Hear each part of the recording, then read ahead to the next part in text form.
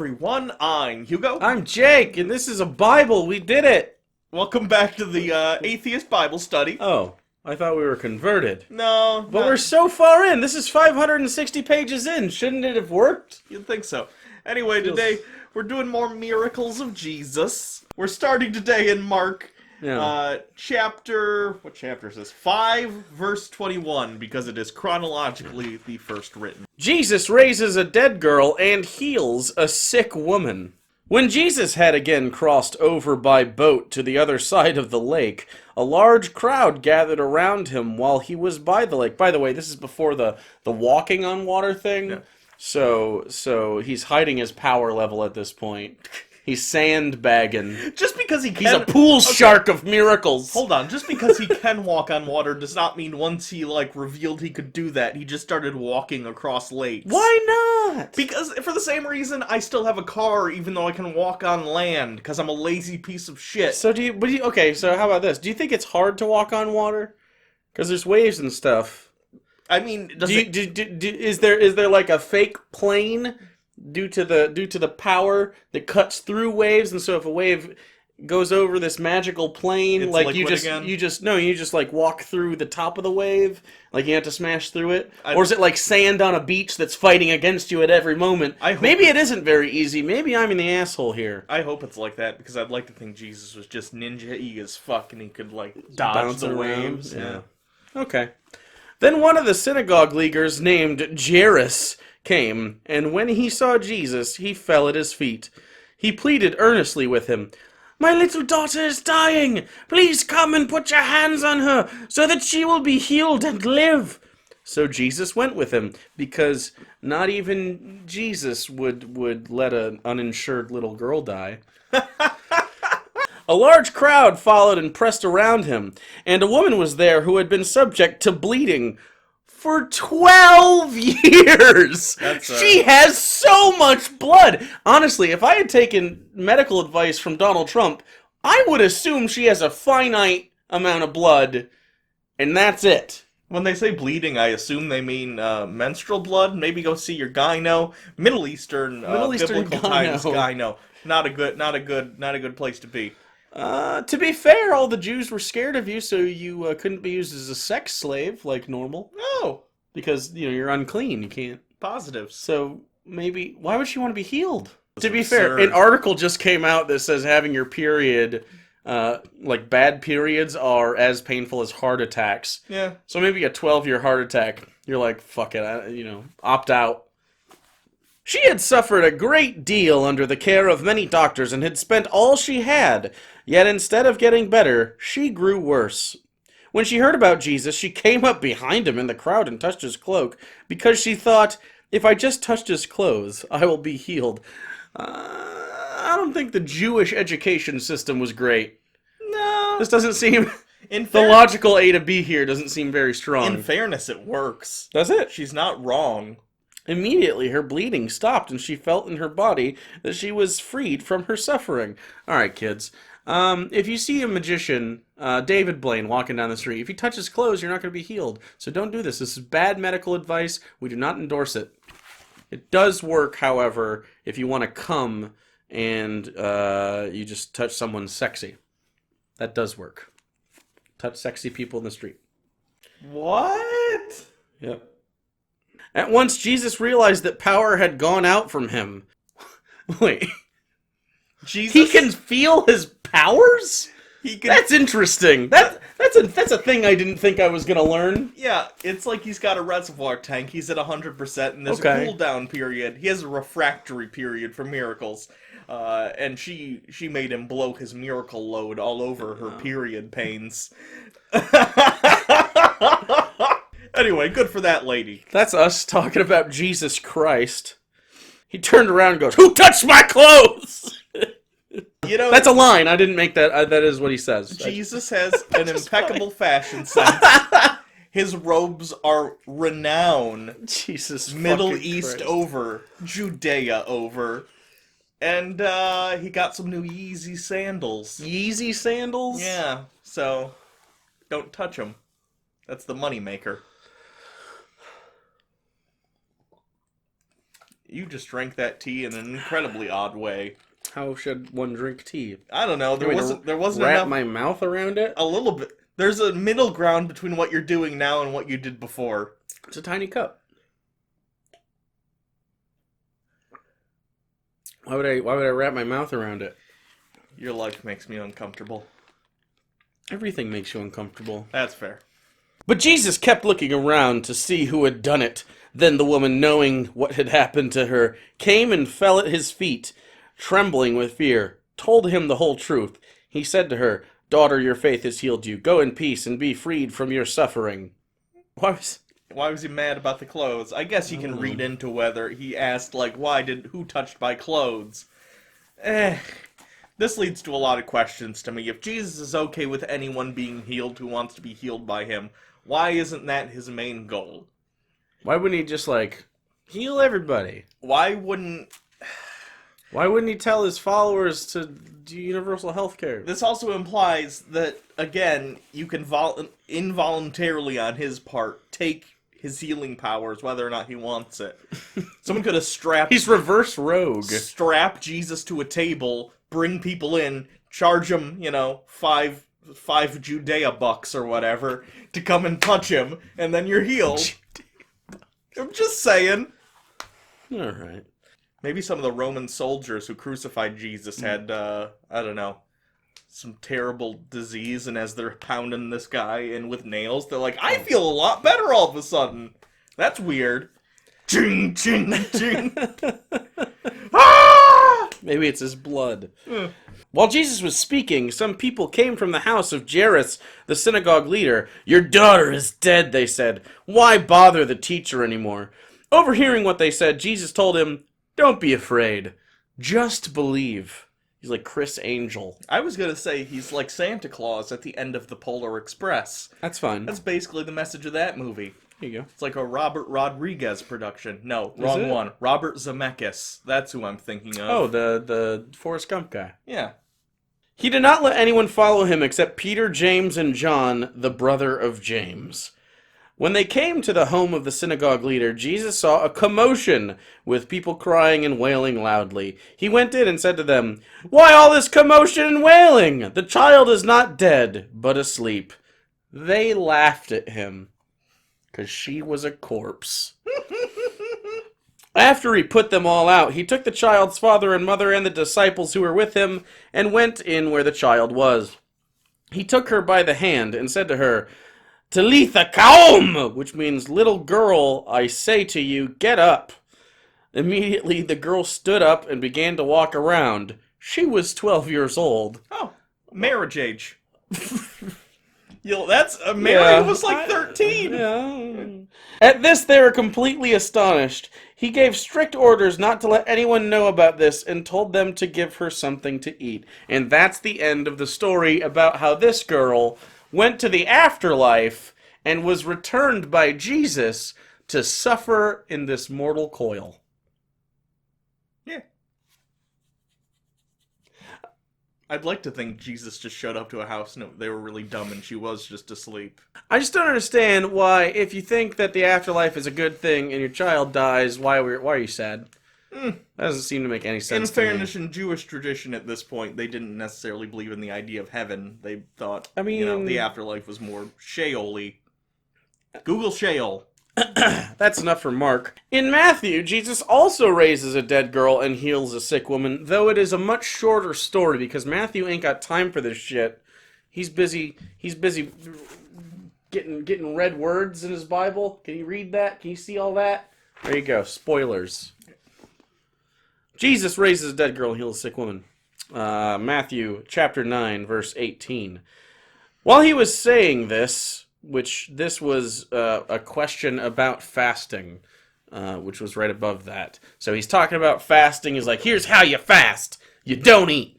And then while he's saying this, a synagogue leader came and knelt before him and said, "My daughter has just died, but come and put your hands on her, and she will live." This is a very different take on what we just read. That guy got told by the crowd his daughter died, and then went and was skeptical, but Jesus is like, just have faith, and then did the bagoosh, and she lived. sort of. And then this is strange that it's that different. Yeah, for 15 years between minimum writing the different gospels. That's not that much of a difference. I mean, it's obviously a difference in the reality sense. They're two completely different scenarios. So obviously one of them at least has to be wrong. I think it's more than one. But 15 years, that's not bad for the telephone game. I guess. It's so important they should get it right. Oh, yeah. Jesus got up and went with him, and so did his disciples. Just then, a woman who had been subject to bleeding for 12 years came up behind him and touched the edge of his cloak. She said to herself, "If only I touch his cloak, I will be healed." Jesus turned and saw her. "Take heart, daughter," he said. "Your faith has healed you." And the woman was healed at that moment. Oh, that time he didn't go, "Who touched my cloak?" It's just so brief. Yeah. Like, he's just walking around, someone goes to cloak touch. He's like, all right, fuck off. And then he continues on with his shit. Yeah. Matthew he does not want to pay lip service very much to this shitty story. A story he thinks is not good. When Jesus entered the synagogue leader's house and saw the noisy crowd and people playing pipes, like Irish folks? Yeah. Playing the bagpipes? Kind of like the scene in Titanic where they're in the poor section, but it turns out poor people have more fun. Poor people do have more fun. Except for the disease and the fact that most of them Isn't died. Being poor great? Side note, Fox News today, or yesterday, or recently, I can't remember. It wasn't too long ago. There's a study that just came out that Fox News was reporting on, and like 32% of people said, "I don't think I can retire before 65." And they had a guy come on that said, to spin it, "Aren't we so lucky we live in a country where when you turn 65, you're still capable of working?" Fuck that guy. Fuck that guy. Jesus said, "Go away, the girl is not dead but asleep. Get your pipes out of here." And so the pipe people left. And their livelihood was ruined because that was their gig for the day. But they laughed at him. After the crowd had been put outside, he went in and took the girl by the hand, and she got up. News of this spread all over the... Oh, that was it. Yeah. She got up. That's the end of it. Yeah. It sounds like she was sleeping. What are you gonna do? Maybe Pipe soothed her. This is a little bit late on your last story, the retirement thing. Sure. I do want to point out, though, you know how my dad's a fucking monster of a person. Yes. I like whenever I bring that up, you laugh. I get some solace in the fact that I know he has been terrible with his money his entire life, and he's already in his mid-50s. No retirement plan. He's gonna be fucked. Woof. And then when you're a monster to your family and children, well, no one's gonna help you. Luckily, Jesus has a plan for that. Don't worry. My dad's never read the Bible despite being Catholic and using the Bible to judge others. So he doesn't know about it. Jesus raises a dead girl and heals a sick woman in Luke chapter 8, verse 40. Now when Jesus returned, a crowd welcomed him.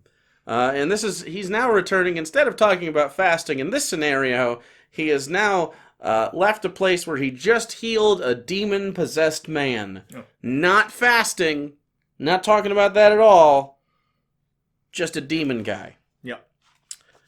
The crowd welcomed him, and they were all expecting him.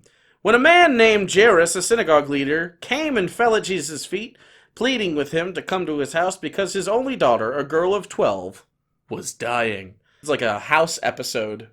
Like the beginning happens, the daughter falls asleep, everyone freaks out. Right. What is happening? And then House goes... I don't know, he says something. He says, she's sleeping. She's sleeping. I'm in pain. No, he tries 7 other things that throughout the course of the episode progressively makes her worse. Yeah. And then, like, Wilson falls asleep while he's talking to House, and House goes, "Wait a minute! She's asleep!" Call me Fox. I'll write for the good doctor. Honestly... I'm autistic as fuck. I can do it. Honestly, though, House still a great show. Love it. Yeah. As Jesus was on his way, the crowds almost crushed him. All right, this is like when Tucker Carlson said Andy No almost got beat to death. Like, calm down. This is not the same. Don't you know that Middle Eastern biblical times, New Testament Judea is as busy as that one crosswalk in Japan? Yes. That was a long way to explain what I was trying to explain. Yes, it was. It doesn't matter. And a woman who was there had been subject to bleeding for 12 years. She came up behind him and touched the edge of his cloak, and immediately her bleeding stopped. I like the idea of touching Jesus' cloak, and your vagina just ceases function. Yeah. And it just shuts off. Dries off real quick. It falls right out. Maybe all the blood gets sucked back in. Reincorporates. Wouldn't it be like clotty, dark blood? No, it's Jesus Healy vag blood. Yes. I like the idea that it just got plugged. Like a cosmic plug. A cosmic cork. There you go. Who touched me? Jesus asked. Then they all denied it. Peter said, Master, the people are crowding and pressing against you. Oh, it was nice of nice of Luke to add Peter, give him a dialogue line so he's not a featured extra anymore. I like the idea of hair trigger Jesus, that anytime he's in a crowd, who's fucking touching me? Jesus, we explain this. When you're in a crowd, sometimes people kind of jostle you. No, I'm fucking Jesus! I'm Jesus! Don't steal my power level! Hair trigger Jesus. That meshes with the table flippy Jesus. Yeah, it really does. He has an anger problem. The pig killing Jesus. I mean, he snaps at people constantly. Jesus You're a dog! Okay, calm down. Yeah, I like it. But Jesus said, Someone touched me! I know that power has gone from me. She stole my life force. My finite life force is being siphoned by a harlot. A hussy. A woman of the night. Jesus is a man going his own way, confirmed. MGTOW, hair trigger Jesus. Yeah. Then the woman, seeing that she could not go unnoticed, came trembling and fell at his feet. In the presence of all the people, she told why she had touched him and how she had been instantly healed. Then he said to her, Daughter, your faith has healed you. Go in peace, because he wanted to save face. Because he didn't want to keep being a dick when she was like, I was just trying to heal myself. Yeah. While Jesus was still speaking, someone came from the house of Jairus, the synagogue leader. Your daughter is dead, he said. Don't bother the teacher anymore. Hearing this, Jesus said to Jairus, Don't be afraid, just believe, and she will be healed.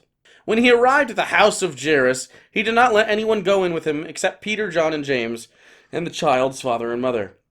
Meanwhile, all the people were wailing and mourning for her. Stop wailing, Jesus said. She's not dead! She's asleep! I like now Jesus is just sort of angry John Mulaney. Yeah. They laughed at him, knowing that she was dead. But he took her by the hand and said, My child, get up! Her spirit returned, and at once she stood up.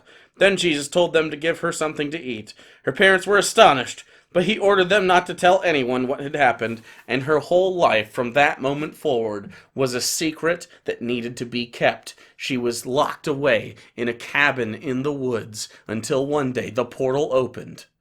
Yet again. Stranger Things 4. I haven't watched season 3 yet. It's good. Oh. Hopper's grumpy. Can I also point out, clearly the family told someone? The family told people. It's in a book. Yeah. Is that a sin? I don't know. If Jesus says don't tell anybody and you tell someone, is that sinful? I recognize... Well, here's the thing. Either the family told someone and then it became, Luke, Mark, Sure. Matthew, or because people don't think that the actual disciples wrote the books named after them, by the way, in case you didn't know.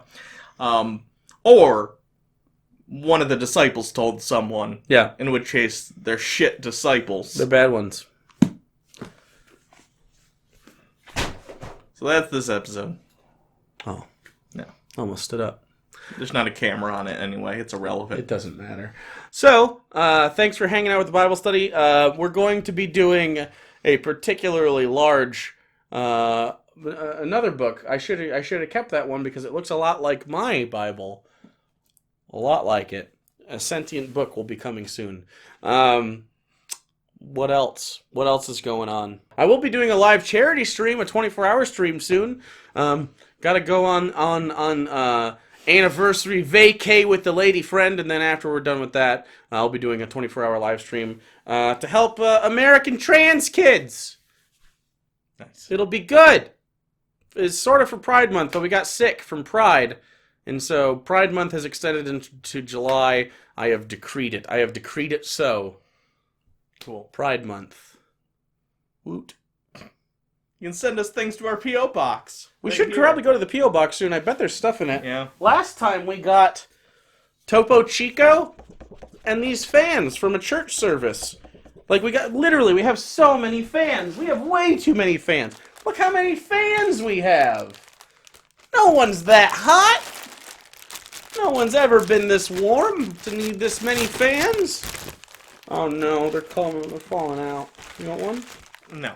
You can follow us on Twitter at PopBirdJake. I'll get you. And at Hugo Reloaded, thank you. You can subscribe to the channel, unless you already said that, to make sure that you get all your stuff that you want. Nice. Also, you could go to the Patreon. You're going to start getting some digital content there for Patreon only, and anytime we get something banned off YouTube, which happens fucking all the time, or if we get anything demonetized, which happens all the fucking time, while it's in review, that will be available to patrons only, so you can see it early, and if it never gets monetized, well, then you're lucky. A lucky patron. So, until next time, I'm Hugo. I'm Jake. What is that? I have like a crumb on me from one of those. Was someone eating? Are these hand-me-down fans? This has been Hugo and Jake. These hand-me-down from a... Why is it just a picture of a shitty church? Well, there's a lot of questions I have. You guys have a good day. Oh, God.